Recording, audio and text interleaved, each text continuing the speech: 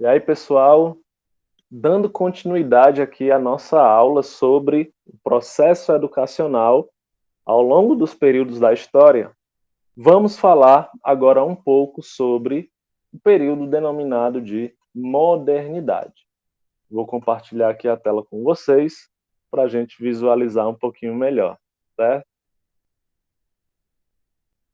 Bem, pessoal, nas nossas duas primeiras aulas que a gente gravou para a atividade 1, a gente falou bastante a respeito da modernidade, porque, afinal de contas, foi justamente nesse período onde as ciências sociais surgiram, visto que a modernidade ela tem ali o seu início a partir do século XVI e a gente conta até meados aí do século XIX, tá certo?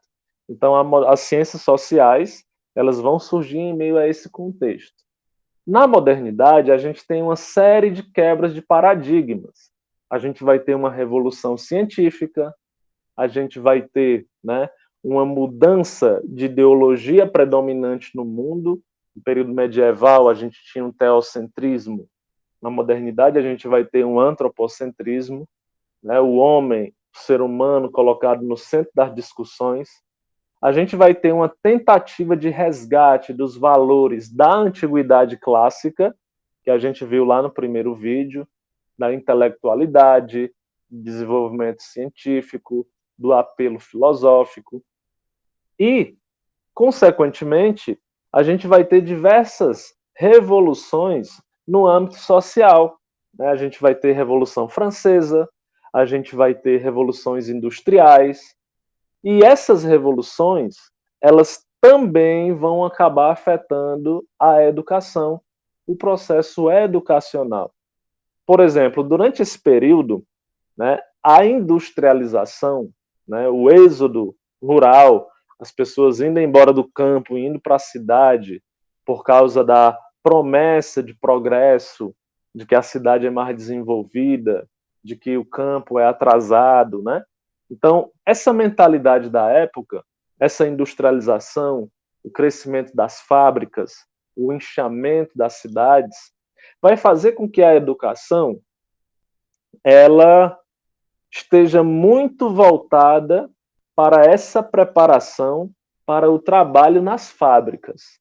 Né? A gente vai ter assim uma explosão, um crescimento incrível de escolas que vão preparar os indivíduos para o trabalho nas fábricas. Né? A gente pode pensar que isso é positivo, né? Porque afinal de contas, através do trabalho que os indivíduos tiram o seu sustento, é através do trabalho que as pessoas conseguem sobreviver, conseguem comprar uma roupa, conseguem comprar comida, pagar uma moradia. Agora, o grande problema é que muitas vezes, gente, esse processo educacional, ele era um processo educacional que era unilateral. Ou seja, não, você tinha aquela preocupação com a formação técnica, com a formação profissional, mas você não tinha uma preocupação ética, você não tinha uma preocupação existencial. Você tinha ali uma espécie de treino, um treino para ocupar uma função dentro de uma fábrica, né? Então, uma educação como essa não preparava seres humanos do ponto de vista integral, preparava indivíduos profissionais que iriam desempenhar uma função durante o resto da vida e acabou aí, certo? Nesse período, ainda dentro desse contexto da industrialização, a gente vai ter uma espécie de democratização da educação. Pela primeira vez, a gente vai ter aí uma crescente presença do número de mulheres nas escolas, né? Pela primeira vez, assim, ao longo da história, né? Agora, repito, não é que nessa época houve uma evolução, né? Houve, de fato, um melhoramento, porque como as mulheres nunca haviam frequentado a escola, passaram a frequentar. Só que o real objetivo, pessoal, na verdade era um objetivo velado. De um lado você tinha a promessa de democratização, Mas, por outro lado, você tinha um aumento na mão de obra, né? É importante a gente dizer que as mulheres nas fábricas, elas recebiam um salário que é equivalente à metade, a um terço do que os homens recebiam. Então você mandava as mulheres para a escola para aprenderem os mesmos ofícios que os homens, certo? E quando chegava na fábrica, o salário que se pagava para 2 ou 3 mulheres era o equivalente ao que se pagava para um só trabalhador. Então, ao mesmo tempo que a gente vai ter uma democratização, a gente vai ter uma democratização precária, a gente vai ter uma democratização capitalista, uma democratização que visava somente o aumento da quantidade de trabalhadores dentro das fábricas, certo? Então, nesse período, a gente vai ter meio que uma divisão educacional. A gente vai ter pelo menos 2 tipos de educação. E aí, para falar num português bem acessível para vocês, eu vou utilizar essa expressão. A gente vai ter a educação de pobre e a educação de rico. Se a gente quiser utilizar termos mais científicos, a gente pode dizer que houve aí uma divisão entre formação técnica e formação propedêutica. A formação técnica é essa que eu já descrevi, né? Você tem ali, geralmente, o filho do operário que vai continuar sendo operário porque vai para a escola para aprender a ser operário, para aprender a ser costureira, para aprender a apertar um parafuso e tal. E você vai ter o filho das elites, né, os filhos dos coronéis, os filhos dos políticos, os filhos dos empresários, dos donos das fábricas, em que eles não vão para a mesma escola dos pobres. Eles vão para escolas que tinham ali os ideais iluministas, os ideais de resgate da antiguidade. Então, eles vão ter uma formação muito mais intelectual, uma formação onde eles vão aprender uma língua estrangeira, uma formação onde vai ter um predomínio de um conteudismo maior, né? E aí a gente vai ficar com essa dicotomia. De um lado, uma educação que prepara para o trabalho, do outro lado, uma educação que possibilita, por exemplo, que aquele indivíduo tenha acesso à universidade, geralmente nas capitais ou até mesmo no exterior, né? Esse acesso ao nível superior era restrito às elites. Você não encontra, dificilmente, raramente, você encontra nesse período do século XVI até o século XIX o filho de algum pobre que tenha tido acesso à universidade. Então, esse período ele vai ser um período de muitas transformações, como nós falamos, de muitas revoluções, de muitas reformas. Vão surgir diversos pensadores que vão tentar refletir sobre essa educação e vão tentar propor modelos novos de educação, modelos em que o professor, somente ele, não seja o centro de todo o ensino e aprendizagem, mas que os alunos eles também possam ser ali os protagonistas da sua aprendizagem. No entanto, porém, ainda nesse período a gente vai ter um predomínio de metodologias conservadoras, especialmente pelo desenvolvimento do capitalismo. Tá certo, gente? Na contemporaneidade, quando a gente fala em contemporaneidade, gente, a gente fala ali do século XX para cá, até os dias de hoje. E aí eu gostaria de centralizar o nosso olhar mais aqui para o Brasil, né? Mas, a nível geral, antes de focalizar no Brasil, o século XX ele foi um século muito doido assim para a nossa vida. Ao mesmo tempo em que a gente se desenvolveu muito rápido, né, num curto espaço de tempo, que a gente havia se desenvolvido em 19 séculos, a gente desenvolveu assim além em apenas um. Só que ao mesmo tempo que trouxe esse desenvolvimento, o século XX, se a gente lembrar, foi palco das maiores atrocidades que a humanidade já produziu. Estou falando aí da Primeira e da Segunda Guerra Mundial, né? Todo aquele conhecimento produzido, todo o processo educacional que tinha a promessa, aí vocês vão lembrar do Augusto Comte, né? Que tinha a promessa de uma evolução humana, tudo aquilo que havia se produzido levou o homem à barbárie, levou o homem à mutilação da Segunda Guerra. Porque se vocês pararem para pensar, a bomba atômica, ela não foi feita por qualquer um, gente. A bomba atômica foi feita por alguém muito, mas muito inteligente. Os avanços na tecnologia, nos meios de transporte, nos meios de comunicação, voltados para a guerra, não foram feitos por leigos, foram feitos por pessoas muito estudadas. Então, o século XX, ele representou uma mudança de rota, uma mudança de objetivo da educação. Afinal de contas, queremos preparar as pessoas para quê?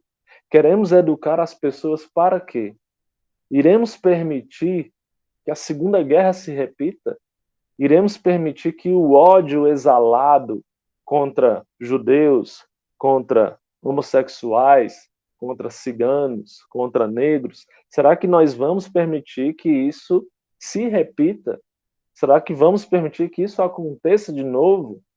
Então, o século XX ele também foi palco de inúmeras reformas educacionais, não só no Brasil, mas no mundo inteiro. Vamos ter reformas na Alemanha, vamos ter reformas no Japão, nos Estados Unidos e no Brasil também.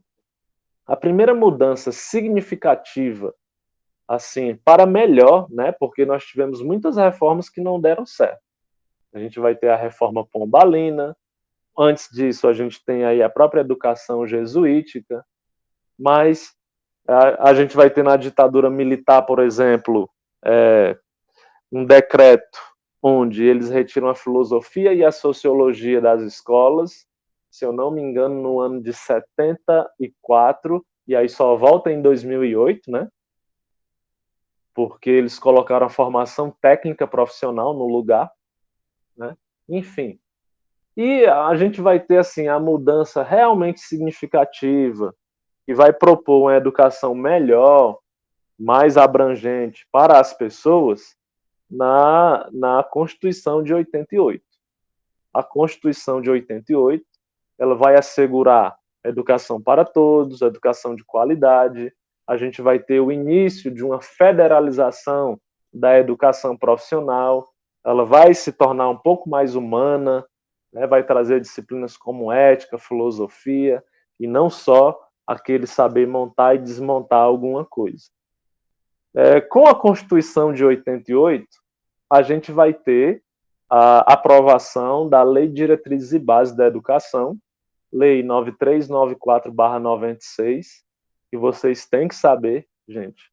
Depois vocês tirem um tempo para dar uma lida nos principais aspectos da LDB.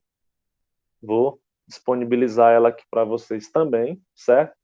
Lá no artigo 2º da LDB, tem o seguinte texto, que diz o seguinte: ó, a educação, dever da família e do Estado, inspirada por princípios de liberdade e nos ideais de solidariedade humana, tem por finalidade, olha a finalidade da educação, o pleno desenvolvimento do educando, seu preparo para o exercício da cidadania e sua qualificação para o trabalho.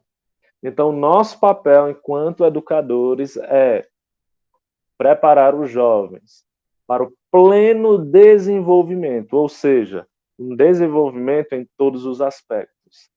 O seu preparo para o exercício da cidadania, ou seja, deve ser um indivíduo consciente de seus direitos, deveres, deve ser um indivíduo consciente das questões do respeito, da tolerância, e também sua qualificação para o trabalho. Diante disso, gente, eu pergunto, faço uma pergunta aqui instigante. Vocês acham que a nossa educação tem conseguido atingir todos esses objetivos? Será que a educação ofertada no nosso município, a educação ofertada no nosso estado, a educação ofertada no nosso país, será que ela tem atendido à legislação? Se sim, né? Que modelo, o que nós podemos fazer para melhorar ainda mais? Se não, o que é que falta para que a gente atinja isso? São perguntas que nós temos que fazer, né? Não só enquanto educadores, mas enquanto cidadãos que também usufruem, né? Vocês devem ter filhos, primos, sobrinhos que frequentam a escola. E a gente deve se preocupar não só pelos nossos, mas também por todos. No ano de 2018, pessoal, a gente teve a aprovação da nova BNCC, né? Base Nacional Comum Curricular.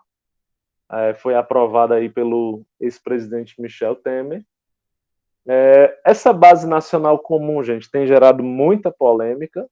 Ela já está começando a ser implantada nas escolas e vai começar a funcionar no ano que vem.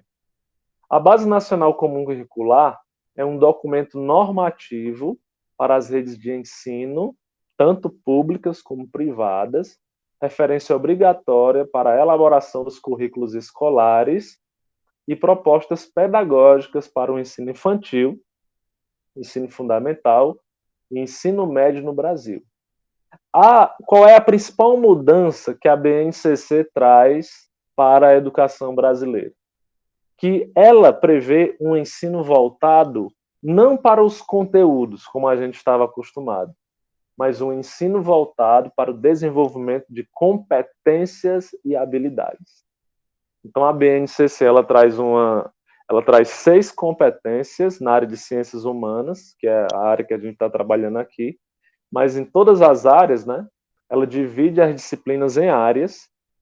Essas áreas, cada uma tem as suas competências, tem as suas habilidades, e os conteúdos, que eles vão chamar de objetos do conhecimento, eles são um meio para se concretizar aquela habilidade e aquela competência.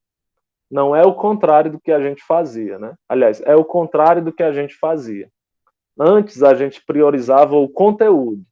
Hoje a nossa aula vai ser sobre história do Brasil, sobre história da África. Não. Você, enquanto professor, vai escolher qual é a habilidade que você vai querer desenvolver naquele dia, naquela aula. Em cima dessa habilidade, você vai traçar as estratégias de conteúdo, de objetos do conhecimento, que vão te possibilitar desenvolver aquela habilidade nos alunos, né? Então é algo que está sendo muito polêmico. Professores e professoras de todo o Brasil estão tendo que se adaptar a essa nova realidade. E é muito importante que vocês estejam inteirados para que, quando estiverem também em sala de aula, caso já não estejam, né? Quando estiverem em sala de aula, vocês também possam ver essa nova realidade da educação brasileira. Beleza, gente? Eu agradeço a atenção de todos vocês. Qualquer dúvida, vocês podem me contatar no chat. E estou deixando aí mais uma atividade para vocês, uma questãozinha. Quero saber a opinião de vocês sobre um tema importante da educação. Beleza? Um abraço e até a próxima. Valeu!